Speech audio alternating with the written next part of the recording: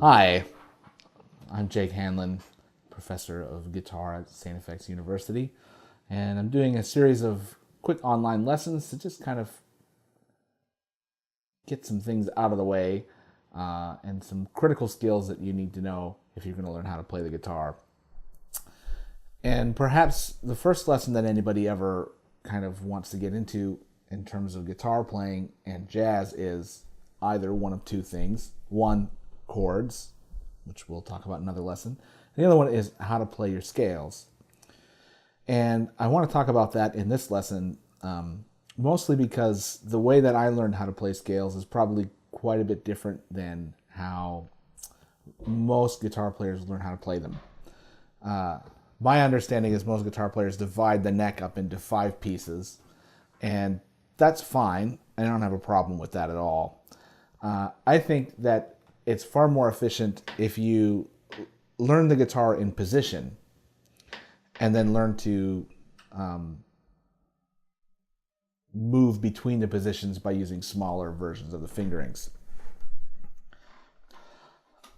So this technique comes out of actually a book that one of the very few books I ever actually used to study, which is called The Advancing Guitarist, and it was written by the great guitar educator Mick Goodrick. You can find the book online. And I don't have the exact title of the chapter, but he calls it the electric skating rink or something. He has a funny title for it, and much of the book is like that. But essentially what it is that what it opened up for me was that in any one area of the guitar, doesn't matter what position, you should be able to play all 12 keys of any scale without ever moving your hand. Well, when you watch a lot of guitar players play, they're going all over the place, because if I'm only playing in one position, I only have access to a certain range. I can go from here to here, and that's about it.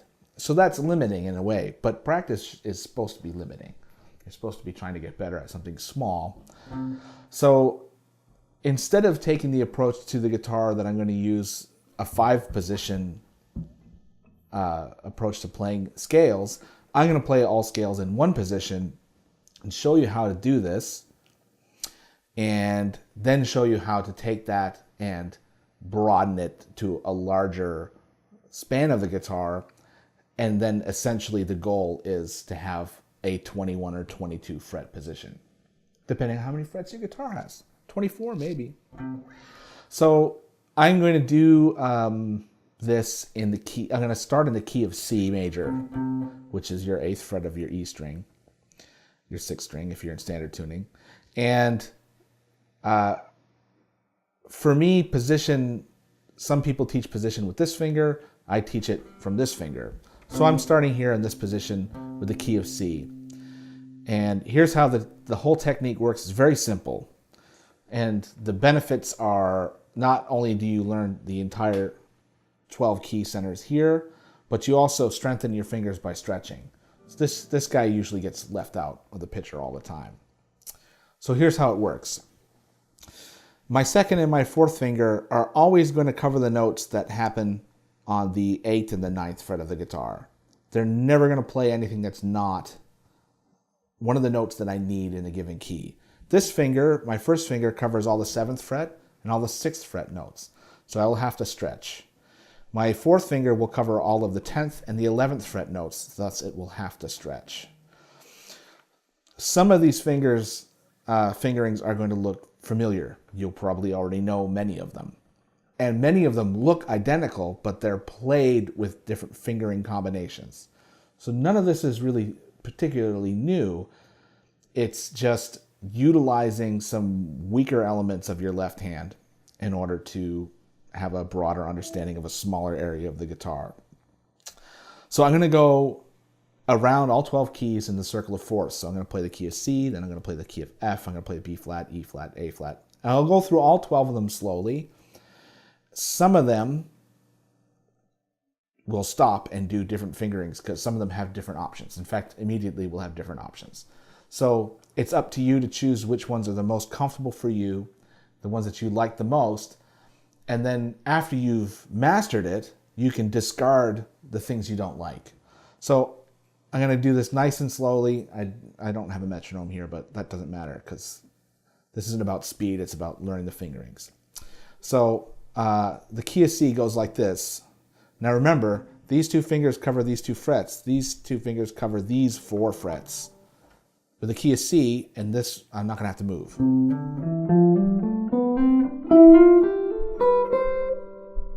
I can go all the way up to D. So that's the key of C. The key of F, now I have to stop and make a decision. In the key of F, I need a B flat. And I could either play this B flat by stretching my pinky finger up 1, or I can stretch my index finger down 1 to get the B flat on the first string.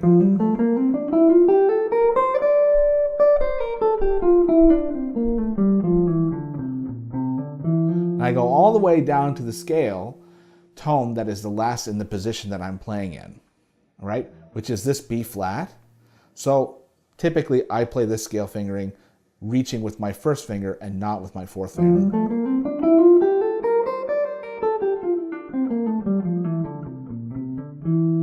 That's the key of F.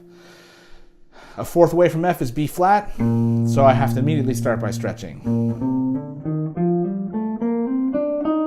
Note how my fingers are lined up in position.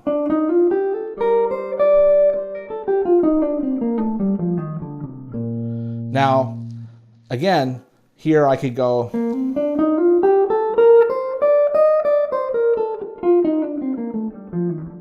most people will find that very uncomfortable, myself included.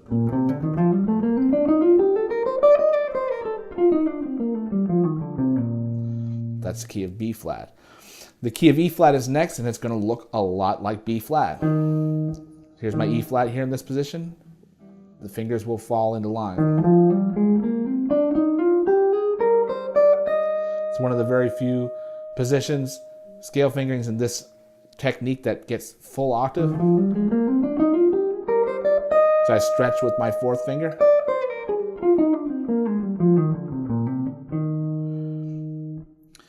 E flat goes to the key of A flat.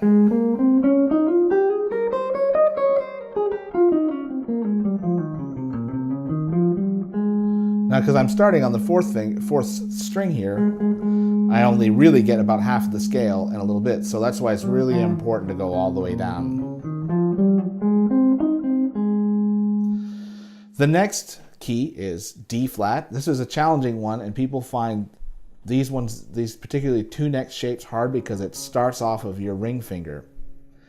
And many people find it difficult to use this finger with any dexterity because it's attached to this physiologically in your hand.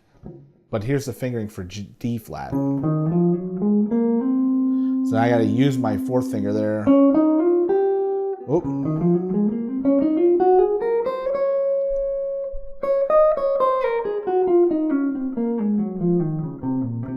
That's the key of D flat. So this one is a stretchy one with both fingers. And G flat will be the same.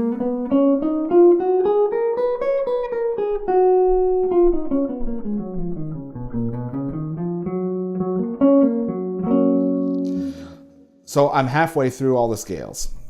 I got to go to the key of B. Now, B, E, and A are the 3 that have the most alternate fingerings. So I can either reach down in the key of B, or I can reach up with the key of B. Let's do down, it's easier.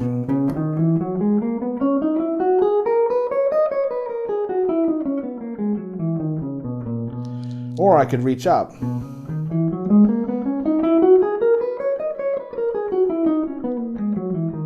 Most people aren't going to want to do that because you have to stretch with your pinky finger. If I was doing B flat, I stretch with my index finger. But remember, I'm all based off of this whole thing. Key of E is next. Oh. Or I could stretch up.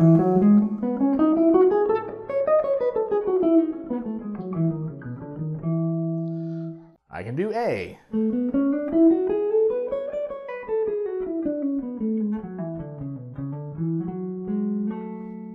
Or I could stretch up doing A.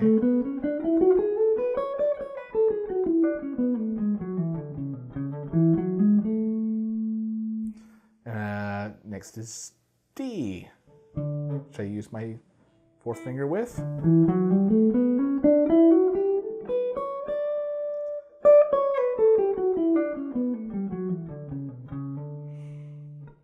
D goes to G.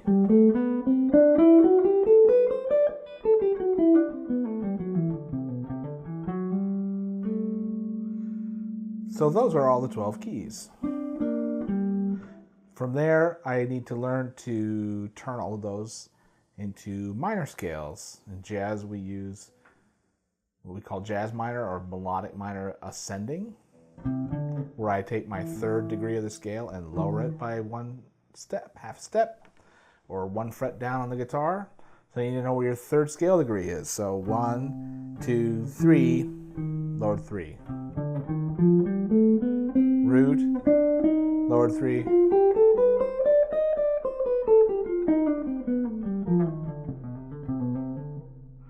Now you want to, after you get all the major scales down and solid, then you need to do melodic minor, that minor scale, and you need to do harmonic minor.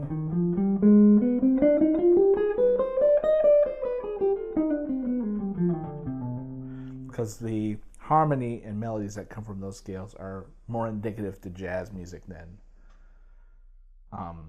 the major scale, which is, I mean, obviously a big part of it, but there's more interesting harmony that comes out of melodic and harmonic minor, naturally speaking. And that's what you want to work on, getting these things to be really comfortable with those three major scale families. And then you want to start working on connecting them up and down the guitar neck by taking small pieces of them and connecting them with being able to play your scales as well on one string so that you can pivot. So if I took a C scale, I need to know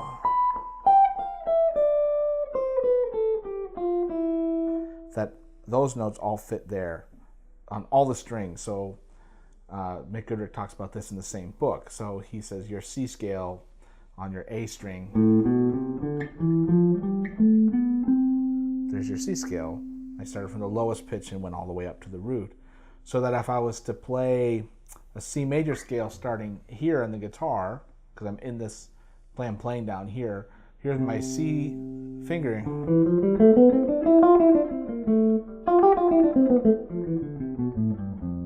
In this position of the guitar.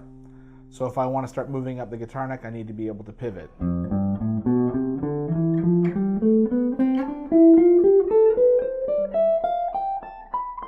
For example, there I'm just playing the scale, and now say I want to start moving up the guitar, I'm going to go and pivot up to the next note in the scale.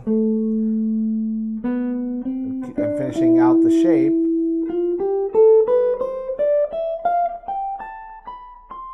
and using one line to get out of one position, because you can't play everything in one position, even though I told you should practice it. So it's complicated. You'll figure it out. All right. Thank you for your time. Thanks for watching the video. If you like that and want to see more content, please click subscribe and check out more videos as I upload more content. Thanks.